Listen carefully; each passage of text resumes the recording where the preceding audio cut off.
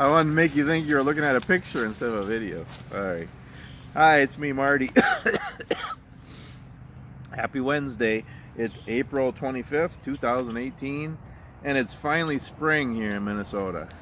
A couple of weeks ago, about a week and a half ago, it was like a blizzard. We had a foot of snow. It was freezing.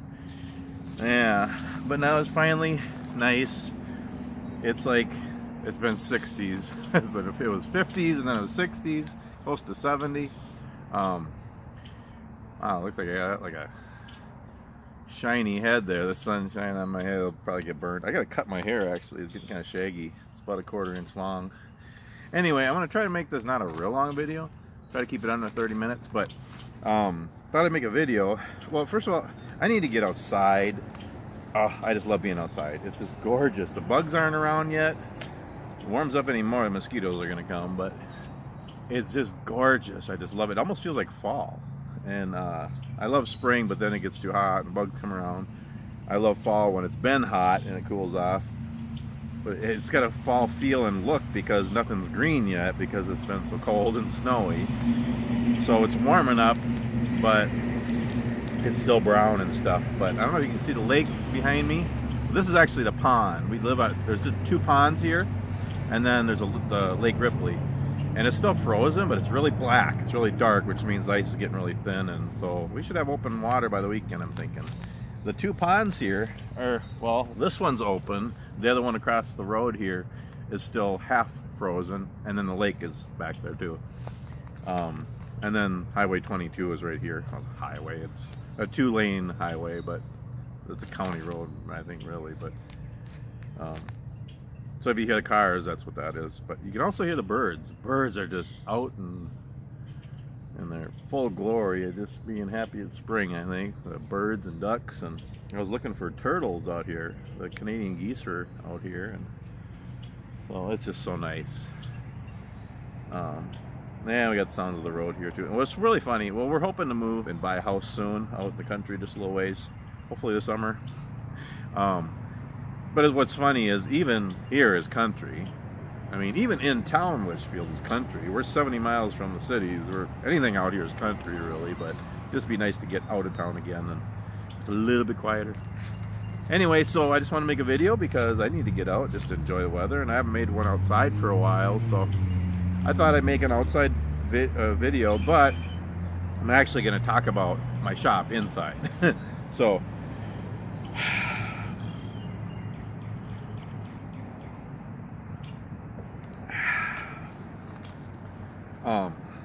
So I wanted this to be a shop tips video, okay? Marty's shop tips, and oh, I forgot something. I'm gonna pause this and I'll be right back. Okay, I'm back. I had to run in the house. I'm out of breath. I just started running again. Not. Why would I want to do that? Silly guy. I do need to start exercising more though. It's spring, I can get on my bike and my canoe. That's my 2 forms of exercise.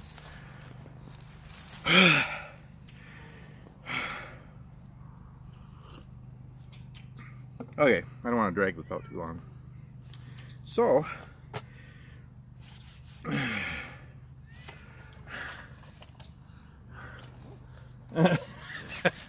that's my notes I took earlier. So, okay, so I just want to do a little video on shop tips, just Marty's shop tips.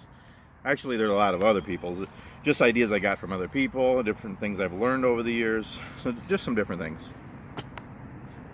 Okay, and stay tuned to the end because I'm gonna do a little shout out to some people. Anyway, okay, so.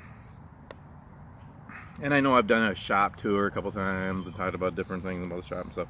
But this is just a bunch of stuff again, just kind of things I've learned to have a nice, organized, enjoyable little shop, little workshop. So I'm just going to kind of look at my list here and kind of talk. Okay, so shop style and size, layout, that kind of thing. So like if you're just getting into woodworking or just getting into some kind of hobby or craft thing where you need a little space, need a little workshop, think about what you're doing. First of all, I mean, what are you going to do? Are you going to do like I do mostly scroll sign, and now I'm making routed signs, and I do other woodworking, but scroll signs is my main thing, and now routering signs is kind of my main thing. But think about what you like to do. Do you like to build cabinets? Do lathe work or router work? You know, carving. There's all different kinds of things. There's scroll sign or building things or more artwork kind of stuff. You know, think about what you do, and that'll determine how you're going to set up your little shop. The thing is you don't need a lot of fancy tools. You don't need a lot of time. You don't need expertise so much to set up a little shop. And it's just kind of nice to have a little place. And it depends on, you know, what you do and what you like. I mean, maybe you have a whole bunch of hobbies and you don't want to be cooped up in a little shop. But maybe you don't, and you like to have a place to go and just work on stuff and create and make things. And that's what I like. I don't have a lot of other hobbies. Woodworking's kind of my thing. I like to bike and canoe, and I like to spend time with my family and just be outside. I like to help people and teach and learn and all that. But woodworking, having my little shop, is kind of my only little hobby. So think about what, you know, if you want something like that. If you want to get into woodworking, you can, and you don't have to have a lot of stuff to start with. Just use what you have. You know, you can buy stuff used and get really good deals on tools. But think about what you want to do. And so as far as setting up your little shop, think about, you know, what you're doing, what you want to focus on. And so I have my shop right now in a one-car garage, and I have it organized so it fits in there nice. I'd like to have a little bit bigger someday, but that's what I have right now, and it works. You can have one in a spare room in a house. You can have one in a basement. You can have one on a porch or a deck or a shed in your backyard. Or, and again, you can have it in the house. I mean, unless you know, if you're making small stuff, you know, it doesn't make a lot of dust. You can have it in a spare room or in the basement too. So, so think about what you want to do, and then focus on having your shop set up for that thing. Make good use of your space, you know, especially if you have a small space. You know, you might have to really be smart and really be organized about how you set up your shop. Think about what you're going to use it for again. Set up the tools so they flow, so your work flows. You know, like the way I have my shop set up, you know, I have my scroll saw, I have all my wood on one area, and then I can take stuff to my scroll saw, make stuff, and then you know, I'll take it to another table, and that's where I do the sanding, and then over close to the door to do finish work, or outside outside to do the finish work. So have a flow so it can work well, so you're not going back and forth and you're not tripping over different tools to get to other tools and stuff. If you're going to set up a shop for the first time, maybe like take a notepad and pencil and just draw out a layout. I always do that when we were going to move and have a new place, and I'm going to have a new shop. It's actually kind of exciting. I like setting up a new shop, and it was fun setting up my shop class at my school where I work, where I teach kids. And so lay it out. Yeah, just draw it out, how the best way to set up your shop, how you want it laid out. One good thing to do, and it's just me, and all these ideas are just things that I like, and they work good for me. And a lot of this are things I've thought up. Most of it's things I just heard from other people, watched on YouTube videos. You can learn anything on YouTube videos. And learn from other people, advice from other people. So might not work for you, but this is just what I do and just my ideas and thoughts. I like to have all my tools, and most of my tools are mounted on workbenches or carts or tables. But then I like to have those mounted on wheels so you can move them. It's just nice to be able to move them to clean. It's nice if you're going to bring it somewhere, those tools, if you want to rearrange, if you're going to move and you want to haul them. I mean, when you have a workbench or you have a tool that's already kind of heavy, you mount it onto a small workbench or table, it's pretty heavy. And to move that and slide it or whatever, it's just hard. Put it on wheels, and you can have locking wheels. So I just, I like that. I have everything in my shop on wheels now, except for I have a shelf of like finished scroll saw items and different other woodworking, things that are finished and ready to give away or sell. I don't have that on wheels, but everything else is. Just makes it easy. have a system of how you set up your shop and how you have everything. Again, have it so your work area is set up so the work can flow. You know, you take your wood, then you make stuff, and then you bring it to the finishing area, and that. Have a good place for wood storage. You know, whether it's under workbenches or on racks above, or have a good place to have wood. Don't have just piles of wood all over. that gets hard. And have things the correct heights too. Think about how you work, and as far as safety for your back and your neck, and have good heights. You know, think about the good working heights. I think, what is it? 32 to 36 inches is a good height for workbenches or tables, and then 17 to 20 for a chair. It varies. It depends on how tall you are or short you are, and what you're doing too. So I just made so I'm setting up a table to do my routering, where I'm making signs, which I'm just really getting into and loving. So I'm setting up a routering table. I'm getting it all organized and nice, and so the bench I'm going to use, it's already kind of a low height. So I use one of my stools and chairs to sit there and try to do the routering, and it's too high.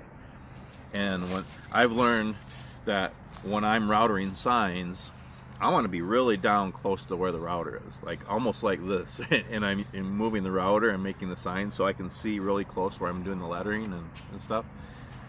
So I wanted a really low one. So I took one of my stools and I cut the legs off, and it's only about this high. It's like a 1 foot tall stool.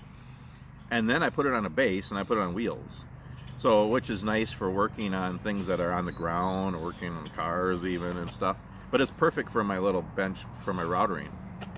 So I modified that so it works good for me.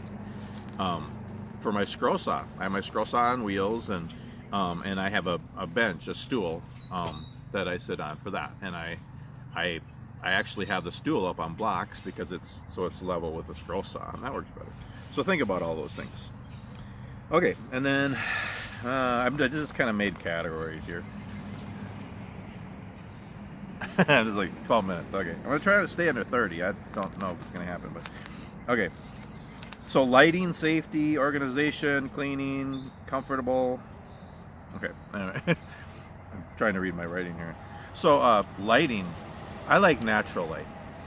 And it's funny, whenever I have a shop, I always like to set up my favorite tool, which is a scroll saw, and now the router too. But I like to set it up by the window so I have natural light, and so I can just look outside, you know, and have a view. I just like that. So I have my scroll saw by the window. My router is actually, in all that stuff that I'm setting up is over by the door, because now for spring and summer and fall, I'm going to probably have the door open every day unless it's raining or tornado coming through, and probably won't be in the shop working if there's a tornado coming through, but you know what I mean. The door will be open if it's nice weather. So then I'll have light by my router area too. So I like natural light. And I only have one little window in there, so I like to have the door open when I can, to have natural light coming in. But it's good to have different kinds of light. Like by my drill press, I have a shop light lamp thing over it, just for extra light when I'm drilling. And then I think I have like 6 or 7 fluorescent lights, you know, the long 4-foot fluorescent lights hanging from the ceiling.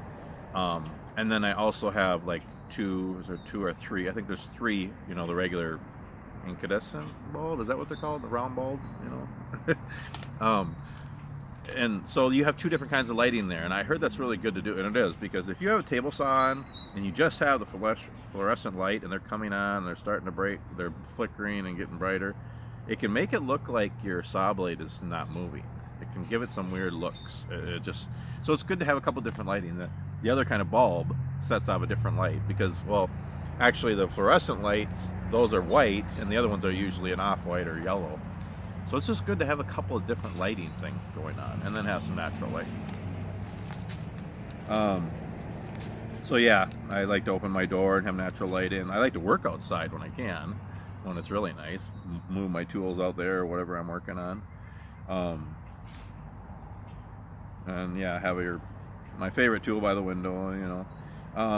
And then as far as being organized and clean, I'm a really organized person. I just like to organize things. If things are organized, And God is organized, you know, and He likes things organized, and to do your best and just to have things nice. It's not about being perfect, it's about doing your best.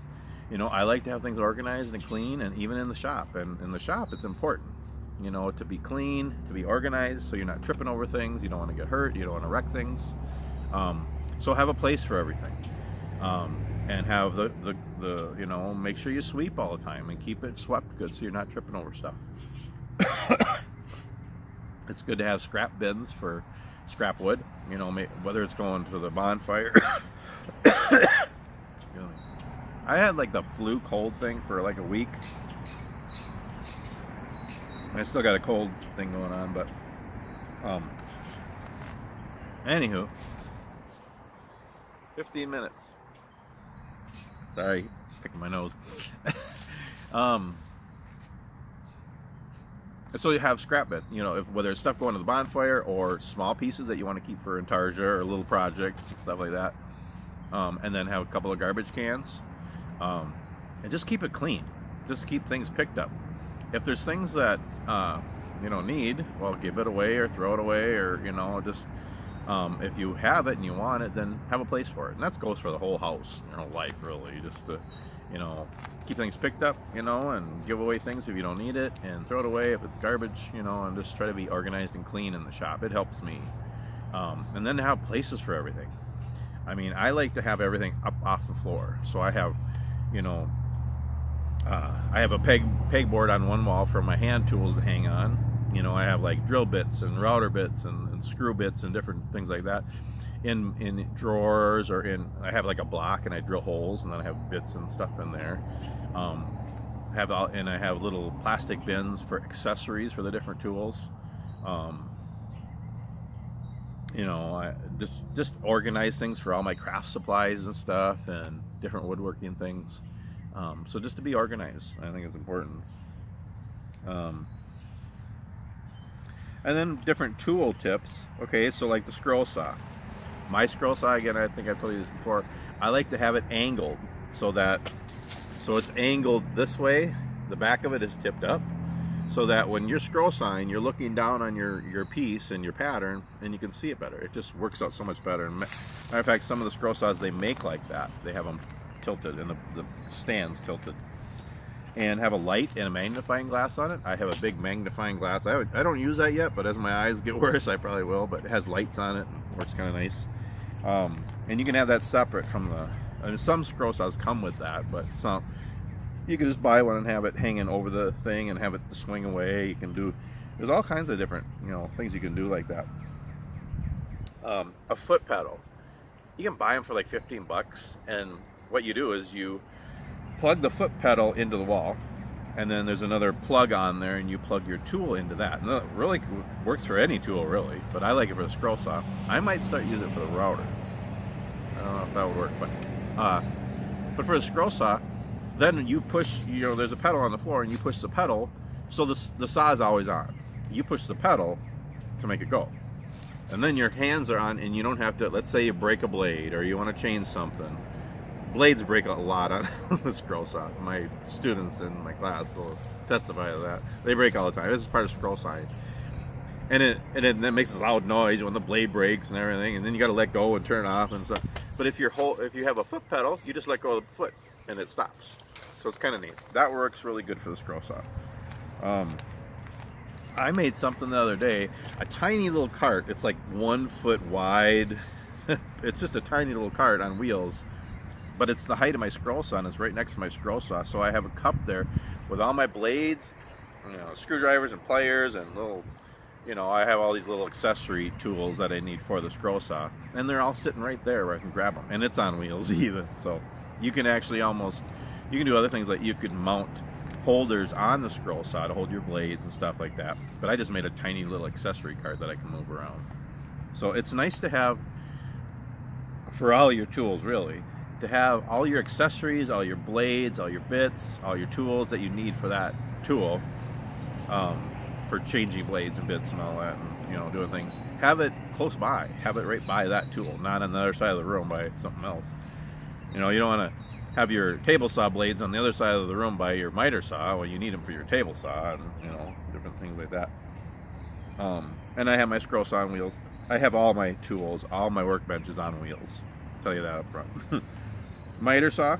A big thing about a miter saw, I mean, you're usually cutting long boards and cutting them shorter. Sometimes, I mean, I usually buy everything pretty short, like 8 foot. But sometimes you can get a better deal getting them 10 or 12 or longer. So then where are you going to put it? You know, well, first, I learned this working in wood shops years ago. I made a long bench for my miter saw. So my miter saw is here, and then there's a long thing to lay the board on. And it's open to the left if it's going to be even longer. So that works really nice. And then what I did was I put a 2x4 on edge along that bench. So you have your miter saw, and it's like a, it's not really a bench, but a table thing, I don't know. And then you put a 2x4 on there, and then you put, like, I don't know what this thing is called, but I got it years ago and it works so nice. But it's a thing that, it's like a stop basically, and it slides on that 2x4. And then I bought an adhesive tape measure and put it on there, so then I just slide the stop, and it works really nice. It's really kind of cool. And then to have all the accessories by the miter saw too. And above the miter saw, I have lots of short pieces of wood. So as I'm cutting and I have all these offcuts, I put all the short ones above, and then I can use them for things later. And table saw, same thing. Keep all the accessories. I have my table saw. It's a small, cheap table saw, and I have it mounted on a workbench. And then it's on wheels, and underneath is where I store all the accessories for the table saw.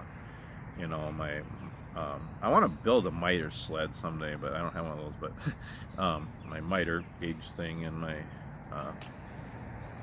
I can't think of the names of things right now. Okay,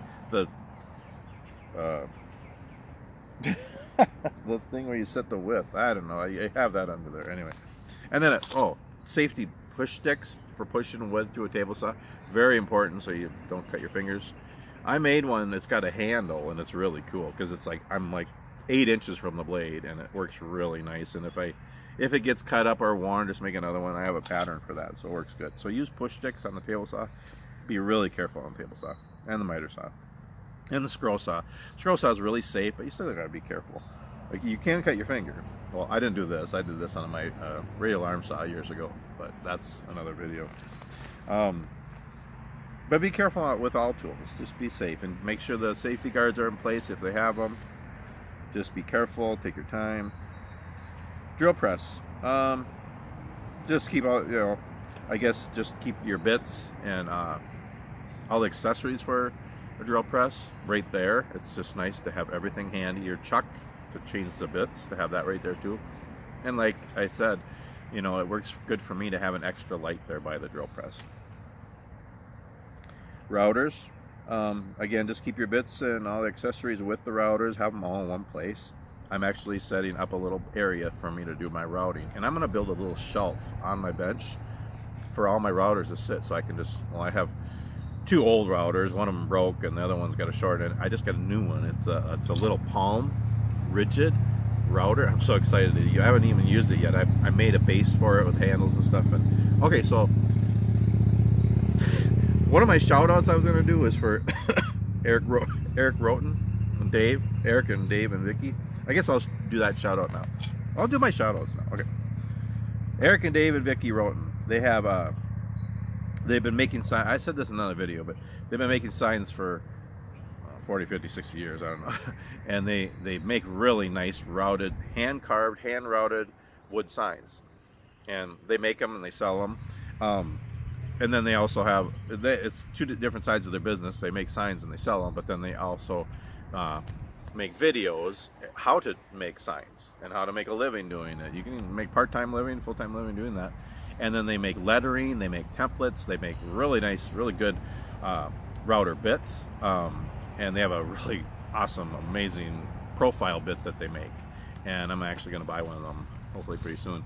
And then they make, and so you can buy these things and stuff. And they make a base plate. That's why I got onto them. They put base plates on their routers. It's kind of like an oval, about that big. They mount it on there. Instead of just having the small round or square base plate in the bottom of the router, it's like an oval about that. And it's clear plexiglass or acrylic or whatever. I think it's maybe a 1/4 inch thick. and then they put handles on it. And because routering, and I'm learning, it is so relaxing and enjoyable. And it's not like you hold a router like this. It's not that. It's not. You just hold it like this, and you're just right in the wood, and it just carves, and it's relaxing. So they made these base plates with nice knobs, and you just can kind of move it around, and it makes it easier. And yeah, so I actually made mine because I had some plexiglass and I had some knobs, so I made mine, and I'm excited to try it. But don't make your own. Don't go buy stuff, because it took me forever to try to figure it out, and the screws and the knobs and the things. But they sell them, and give them some business. So it's Dave Signs.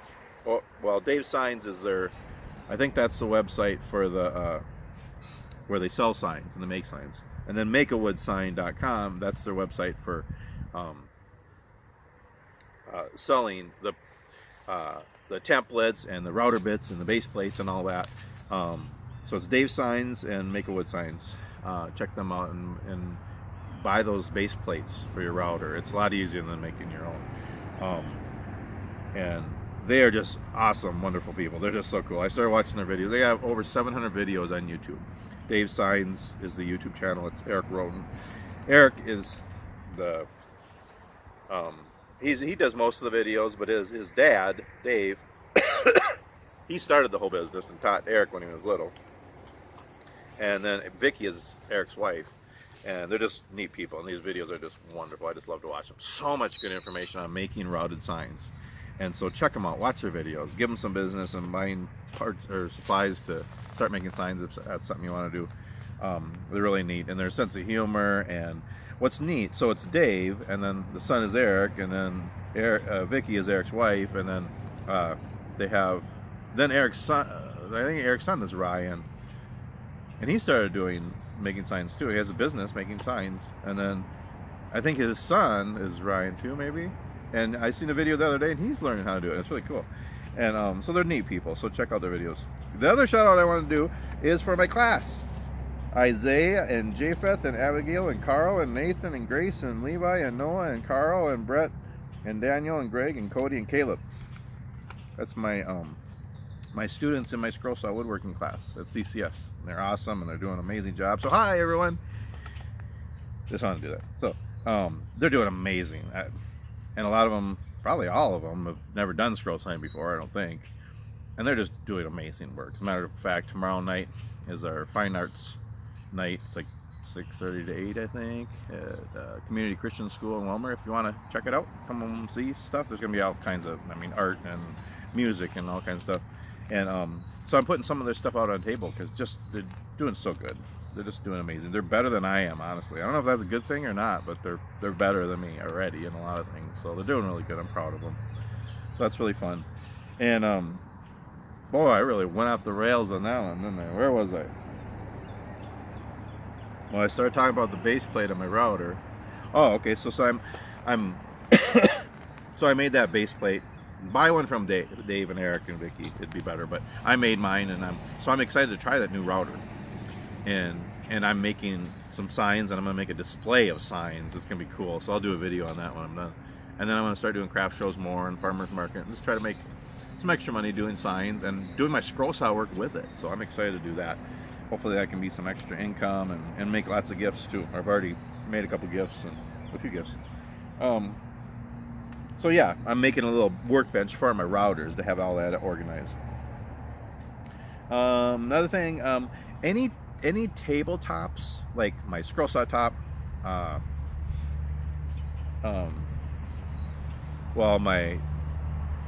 table saw top, that's really the only two tops in my shop. But if you have any kind of tops that are metal and smooth, they get rusty. They just get rusty from the dust and moisture in the shop.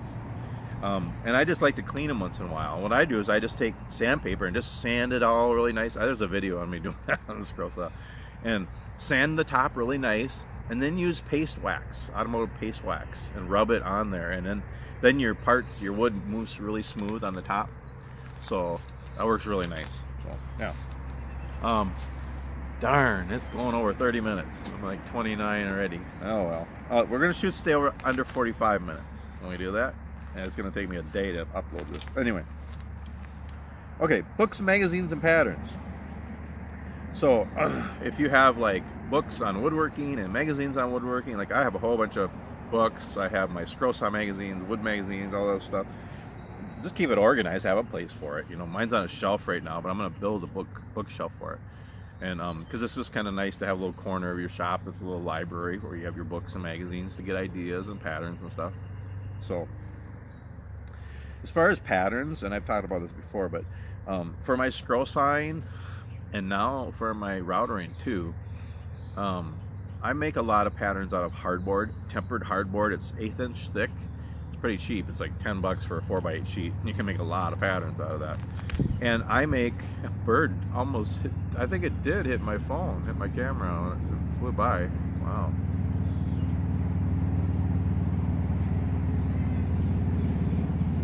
Anywho, hey Meredith, what's up? Anyway, so I make a lot of my patterns out of that, and it takes time to make those patterns. But then once you have them, you can just trace on the wood. So I like to do that. If there's not a lot of inside cuts and it's not a really difficult pattern, that's what I do. And what's really cool about now that I started routering signs, a lot of my scroll saw patterns, hundreds of my scroll saw patterns, lots of them that I've never even used for scroll sign are going to work really good for making signs. I'm excited to try some of them. So they I think scroll sign and my router signs are going to work good together.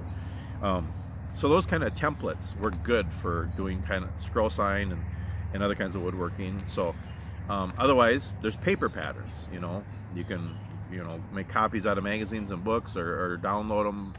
You know, free patterns, or buy patterns online, or if you have patterns on your computer, just print them off.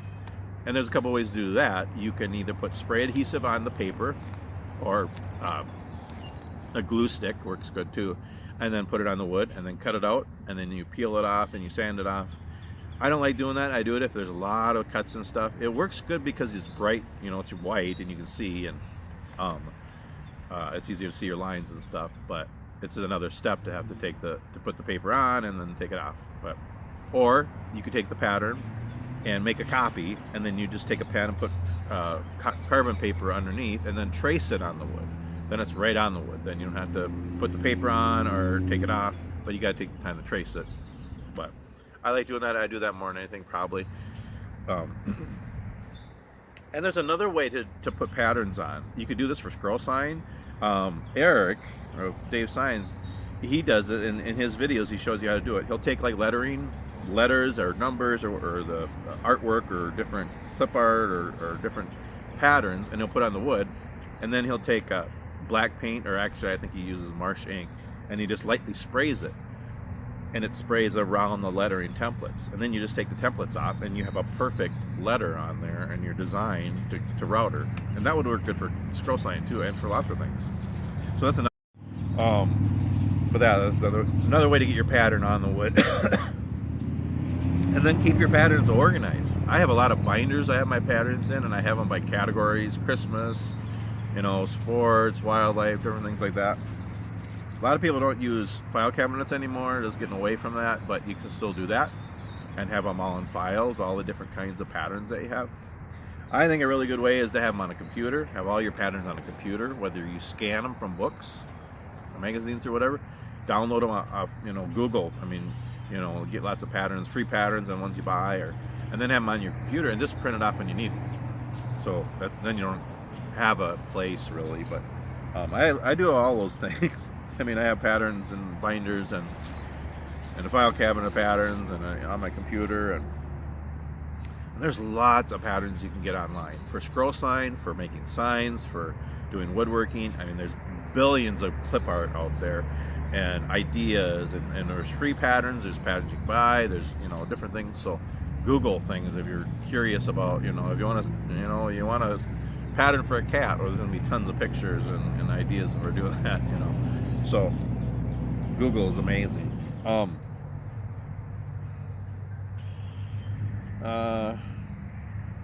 One little tip, and I just recently started doing this. So another thing you can do, you can use Word or Inkscape. I think Inkscape is a free thing you can download. I think I downloaded it the other day. And you can do like word art, and you can do words, you can use Word or you can use Inkscape and do different kinds of word art, and just any different font, any size, and then just print it off, and it's ready for your wood project. And so I've been almost out of ink for a while. It's like I have a sliver of black. There's no color cartridge. I think that's all what I ran out. There's just a sliver of black left, and it keeps warning me to replace the cartridge. I keep forgetting to buy one. It's like $30 for black and $50 for color. It's ridiculous. But so I've had just a sliver of black ink in my printer for a while, and I mean, you print out patterns and then you trace them or you glue them on wood, and then it goes to garbage. I mean, you know, so it's kind of a waste when you think about it. It's like toilet paper. I mean, why buy the most expensive toilet paper? You're just going to wipe your butt with it and then throw it away. You know, I mean, don't get the cheapest, you know, because then you gotta double it up because it's so thin and you can see through it. And I mean, we don't get the cheapest. We probably get the second cheapest, but I mean, it works. I mean, we throw it away anyway. So, but that's toilet paper. But where was I? Oh, okay. So I don't have much ink left, and I thought, because I printed something, I don't know what it was. It was a pig, because it was a project we were doing in my class, and it was like the whole pig was black, and I thought, I mean, why? And then I realized you can take any pattern you have on your computer, online or whatever, and just change the color to light gray. Just a light gray, kind of like my shirt. Yeah, even lighter. I mean, it doesn't have to be that light. You're going to trace it, you're going to cut it, you're going to throw it away. Just do light gray. I started doing light gray. That little sliver of black is lasting forever now on my printer cartridge thing. So yeah, print in light gray for patterns. You can still see it, and it saves a lot of ink. It just, yeah. So, finishing. I'm not like a master finisher. I really ain't. Staining and all that stuff, I'm not good at it. I'm a little colorblind too, so it's kind of hard. And it's different when you're doing cabinets and really nice woodworking and furniture and stuff. But for me, for scroll sign stuff, and a lot of my scroll saw stuff is small. What I like to do, well, there's two different things I do. Sometimes I will stain them, but I use either natural stain or Danish oil or tung oil, and I'll pour it in a pan, and then I dip my scroll saw pieces in there. It might be by little Jesus words or Christmas ornaments or little things. If you dip them in and then dry them off, you know the stain got all around it and in all the little crevices and all the little fretwork, and you know, like you do on scroll sign. That works really good. I don't do that very often. I like more the natural look, so what I'll do is, I'll sand my projects, and what I do is I usually get a whole bunch of things made, and then I do a whole bunch of sanding, and I like to sand outside, just keep the dust outside, and then and I'll hand sand everything and have everything ready, and then I'll set everything up somewhere outside. I usually take a board, and then I'll put all my pieces, and I usually put them on nuts or washers so they don't stick to the wood. This is my thing I started doing. Just put little nuts or washers underneath each wood piece, and then they're up off the wood and they won't stick. And then I'll use either Deft or Minwax. There's a different brands, Helmsman, spray polyurethane or spar urethane, and just spray them. And it's just a clear, and there's like satin and gloss and semi-gloss or whatever. I use gloss usually, and it just seals them nice and it brings out the grain. It's not so much a stain, but it's a clear sealer. It protects the wood and it brings out the grain and gives it a little tint, you know, the natural color of the wood. That's what I use more than anything. One thing I just started doing, and I'm going to do this with everything from now on. I learned it again from Eric at Dave Signs, one of his videos. Sand your project, whether it's scroll sign or making signs or other stuff. You know, do 2 or 3 coats of, spray or stain, whatever you're doing, and then before the last coat, lightly sand it again. Just lightly sand the whole thing, and then spray it again, and it turns out so much nicer. And even more than that, if you can, depending on what it is, especially routed signs, brush on your final coat, and then it just looks like glass, and it's beautiful. And yeah, that's a great tip from Eric, and I'm doing that with my signs now, and they turn out much nicer. I'm going to try to do it with my scroll sign and stuff too. So yeah, before you put your final coat of finish on, lightly sand it again, because the when you're sealing it and staining it and all that, it pulls up the grain, and then it's kind of fuzzy and it's not smooth. Just lightly, like 220 or 230, 240, whatever it takes. Sand it lightly and then do your final coat.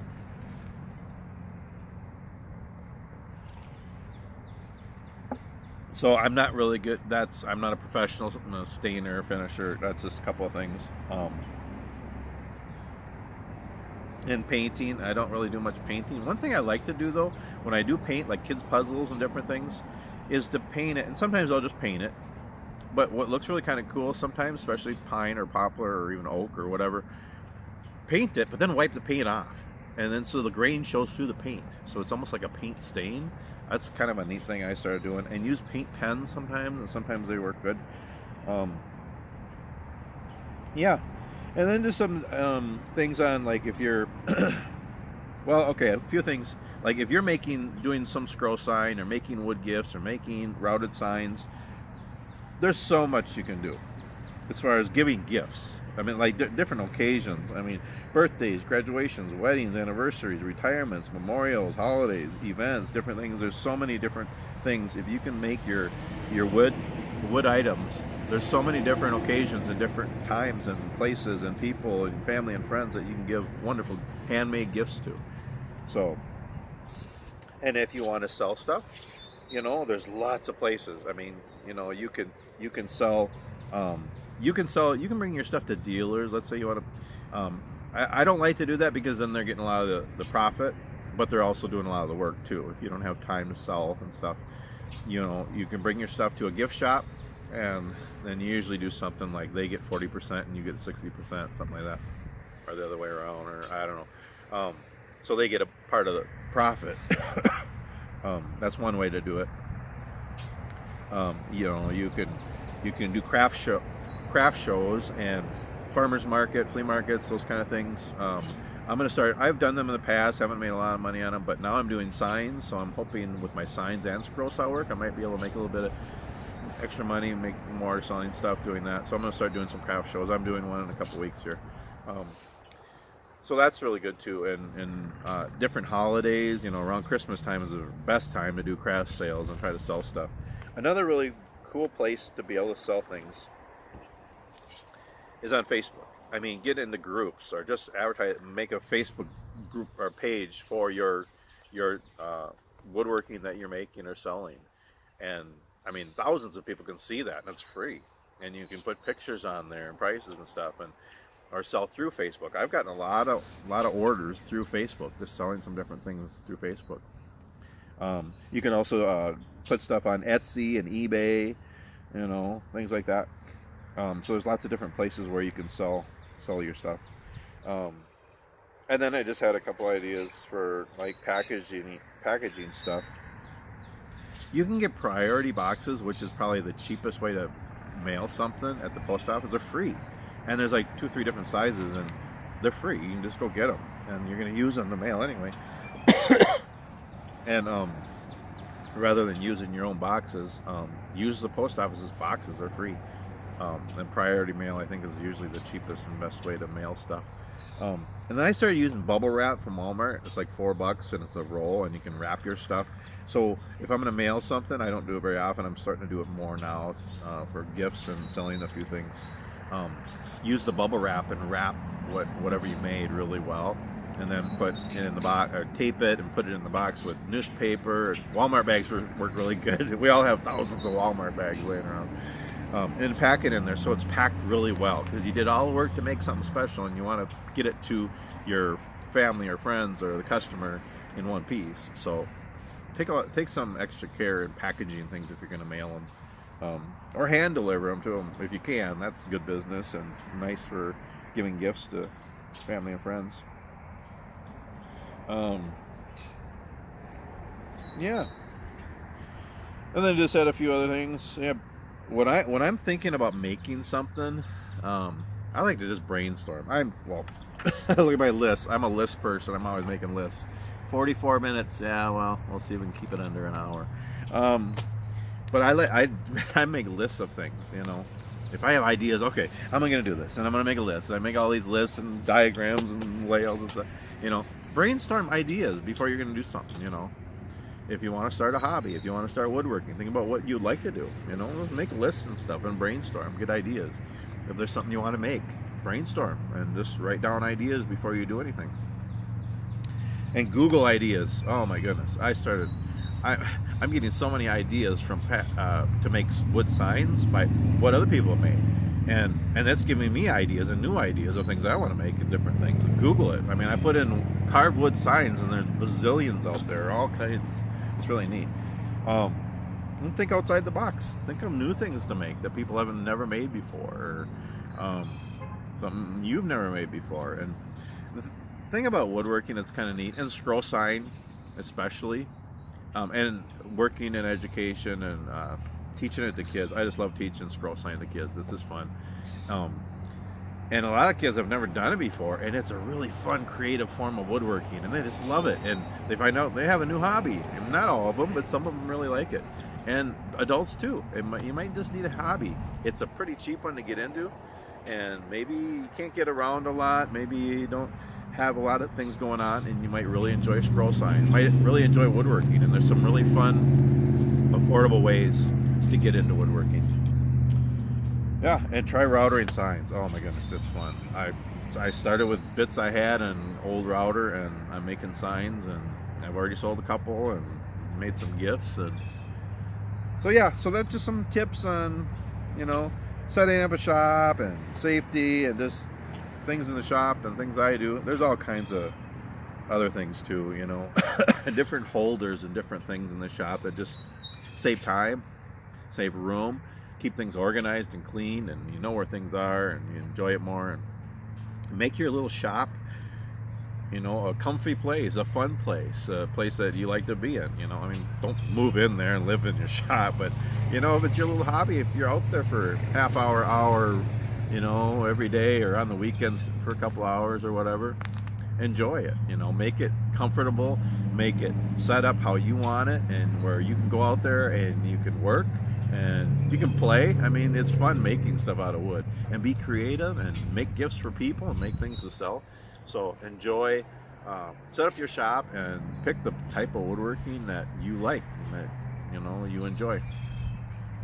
I mean, in my shop I have some scripture and favorite quotes on the walls. I have pictures of my wife and kids on the wall, you know, and kind of a little neat place to hang out. And I got a chair sitting in there if I want to sit and take a break and have coffee. I have a chair sitting outside my shop if I want to sit outside and have a cup of coffee.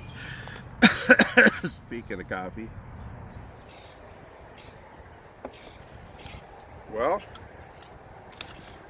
I think I've rambled long enough. What do you think? 48 minutes. I should talk another 12 minutes. Make it a full hour. No, I probably shouldn't. I got work to do in the shop, and I got laundry to do, and get some dinner going, and play with Chumley, and do some work around the house, and blah blah blah blah blah. But I'm glad I took this time to just sit out here and enjoy the weather and listen to the birds and the warm sun. And I haven't seen any turtles yet. They should be coming around. We have like hundreds of turtles out here when it warms up. Nice to see some open water. Yeah, beautiful. Get out and enjoy the beautiful day that the Lord has made. Thanks for watching. If you're new and this is the first time you ever seen me, watch the little intro video. It's like, I just make videos. I don't edit them. It's just me kind of rambling about my life, just my woodworking, and, you know, just, yeah, family and things I like to do, and just like to share my life with others, and